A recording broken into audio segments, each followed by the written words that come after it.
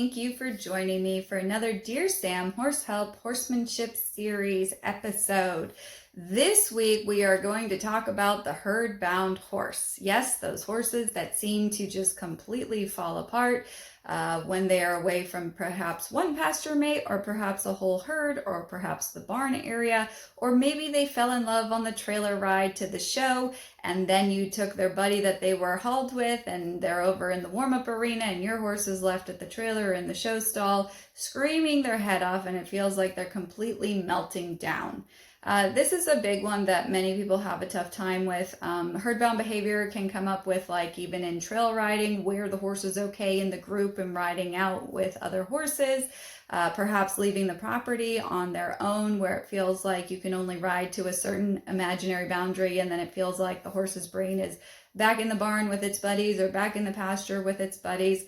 And this is one that people really want to avoid because it can become highly stressful for both the horse and the human. And so we tend to try and work around it. And I've heard many creative stories. In fact, I even met, people who will take an extra horse just for the sake of having a horse keep their herd-bound horse, some company, wherever they were hauling to, whether it was the vet, whether it was a competition or a clinic. I've heard of people who got their herd-bound horses, other animals that weren't horses, but to keep them company.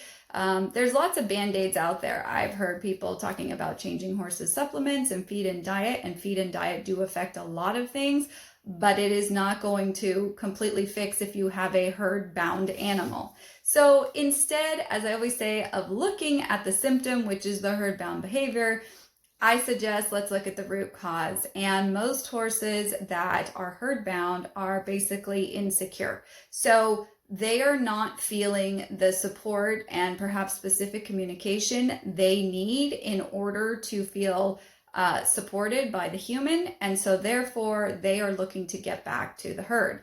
And in fact, most of the time, herd-bound horses often get critique and contain sort of experiences with the human. So every time the human shows up, they're adding more spatial pressure, physical pressure, mental pressure in the way in which they're communicating. And so the horse winds up feeling like it needs to protect itself. It gets defensive and it's finding every way possible to check in with through screaming and calling or through physically trying to get back to wherever the herd or the buddy or the pasture mates might be. So do we jump in at the moment of the horse's peak stress? Not if you're really looking for a change. It's not going to happen. Maybe once or twice you might be able to get some shift in the horse's brain.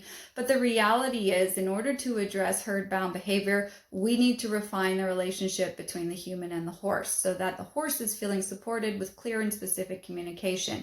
And this comes down to some of the basics. And most of these videos that I'm sharing, there is a basic skill set that honestly most people interacting and handling with horses don't have. We tend to go through the motions, and as long as it doesn't feel scary to the human, we kind of keep going and we keep adding more in what we ask of our horse, but rarely are we really refining and improving our horsemanship, because that takes intention, that takes awareness, that takes slowing down, that takes specificity, it takes experimentation. And it takes not having a judgmental or critical attitude towards the horse. And unfortunately, that's not particularly common in a lot of the horse scenarios, we'll say, that are out there. So what I want you to think about is if you are dealing with a highly defensive and insecure horse that is always, mentally back with that herd, is I want you to think about what are the tools in which, and when I say tools, I mean the manner in which you can communicate, not objects and stuff and how you're communicating, that you can use to be able to first teach your horse's brain to get with you. Not his body, but his brain first. And this is one of those big ones because a lot of people are looking at the forefeet and they're watching the forefeet, and rarely do they slow down and break down how the horse is communicating with its entire body. The horse is continually communicating, the horse is continually offering feedback, and it is our job to learn how to slow down and break down and put value to what the horse is communicating. So there's a lot of times where if the horse is in a pasture scenario or a stall scenario, we're just mindlessly going in, with the halter in hand and just hoping it won't be a big event to go and catch the horse. There's problem number one. If our priority is not from the very first moment to be able to get our horse's brain to address us and to acknowledge us and then to physically come over to be caught, then we've missed something. And this is so important because, and I will say this over and over and over, the horse's body follows its brain, meaning wherever the horse's thought is, its body is trying to follow it, which is why when your herd-bound horse is screaming and looking for the herd, it feels like he's dragging you sideways to get back towards the direction of the herd or the buddy horse or the trailer where you fell in love or whatever the case might be.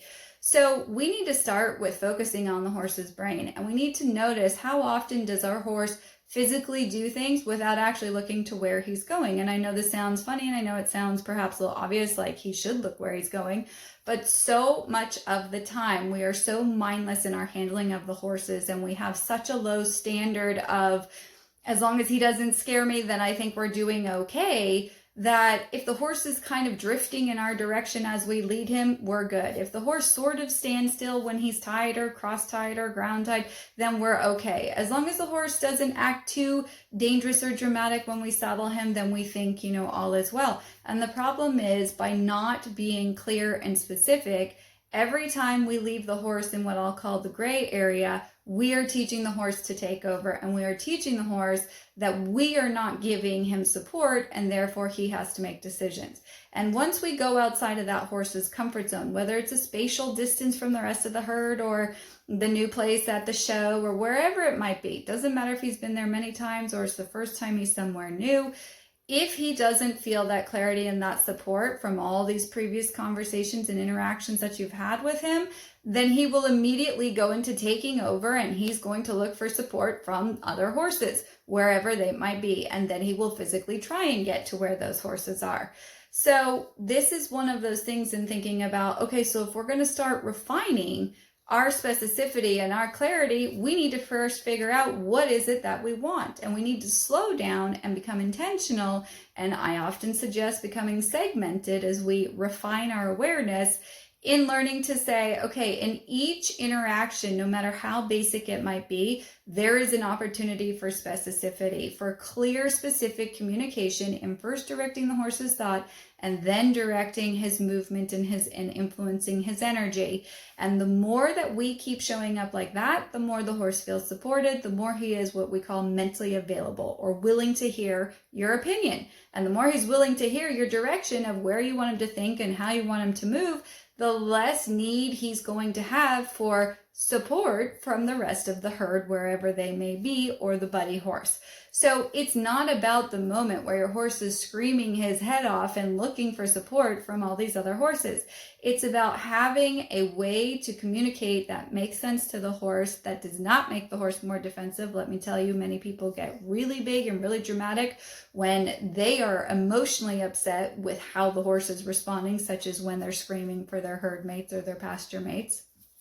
And it's about learning how to slow down and allow that horse, that when he does address what you're asking, when he does look, pause, check in mentally with you so that you can direct, here's where we're moving next, and then physically respond, and that he can stand softly at a halt and his brain isn't bouncing all over the place thinking about everything except where he's physically at. He has time to mentally process. He has time to emotionally let down. He has time to physically become soft.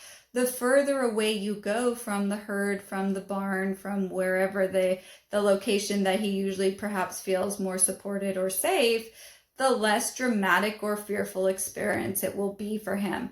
Fixing herd-bound behavior, especially if it's been allowed to go on for a long time and the horse hasn't felt support from his interaction with humans, or perhaps he's been criticized for his herd-bound behavior, it'll take some time to prove to that horse that you're going to keep showing up and that you will follow through until he gets to a mentally safe place to where he can physically relax and let down. And this takes a lot of trial and error, and it takes very short, small segments for the horse to experience and to then be able to let go, rather than trying to say, let's see how far we can get away from the property. Now my horse is totally stressed and now I'm going to try and do something about it.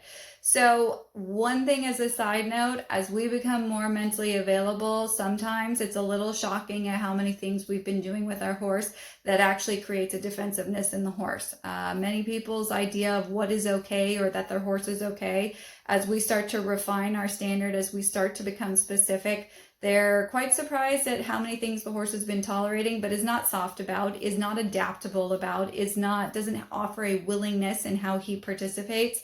And if we see these holes, then we need to address those before we start adding more stressful scenarios to whatever it is that we're asking of the horse, which means we may have to change our agenda.